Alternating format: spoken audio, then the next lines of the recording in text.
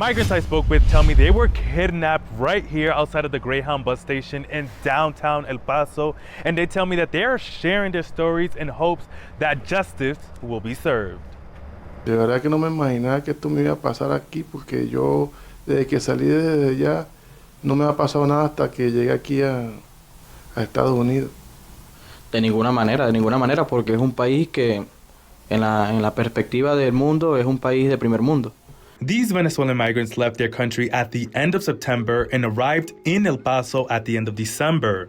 While they all come from the same country and shared the same journey to the United States, they say they would have never thought a situation in El Paso after they crossed the border illegally would bring them together.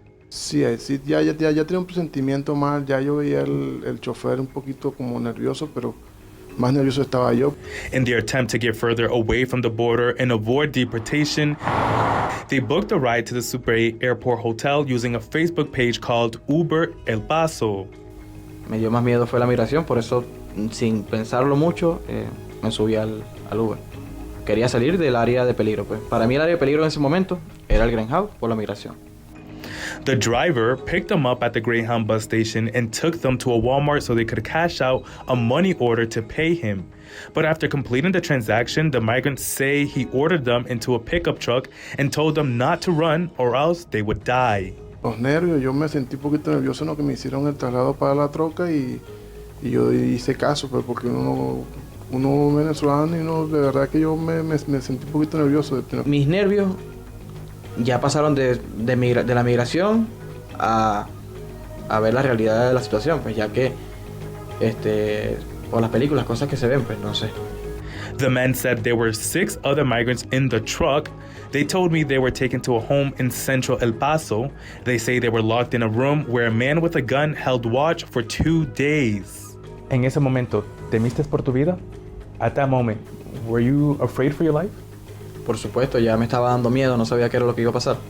Pero me daba más miedo salir o sea, como salir corriendo de donde estaba o algo, porque, no sé, como somos personas que no estamos al tanto de cómo se maneja aquí su sistema. The migrants say they were recorded and forced to say their name, age, and location, as well as a final destination that the gunman wrote on a piece of paper. El lugar para donde íbamos, que yo no conozco esa parte que nos informaron que dijéramos. ¿Cuál era ese lugar? ¿Se recuerda? Odessa. Odessa. Okay. Nos obligaron a decir, yo no sé dónde queda, nos obligaron a decir eso.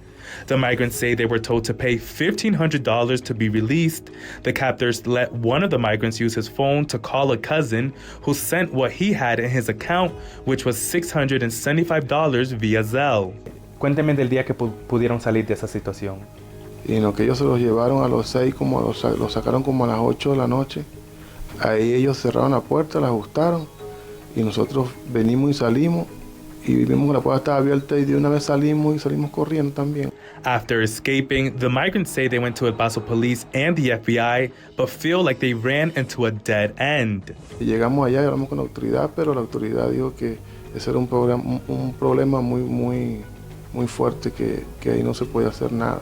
Cual yo tengo la ubicación de esa casa, se la dije al FBI, se la dije a la policía, les mostré los captures, tengo el número de teléfono de la persona que nos pidió la transferencia por Cele.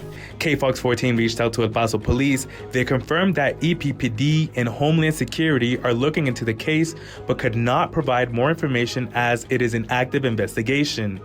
KFOX 14 also contacted the FBI in El Paso, and like police, they said they are investigating but cannot comment on the case. When we look at a case, whether it's a civil rights violation targeting a migrant, whether it's a kidnap for ransom, our goal is to make sure that we are investigating that violation.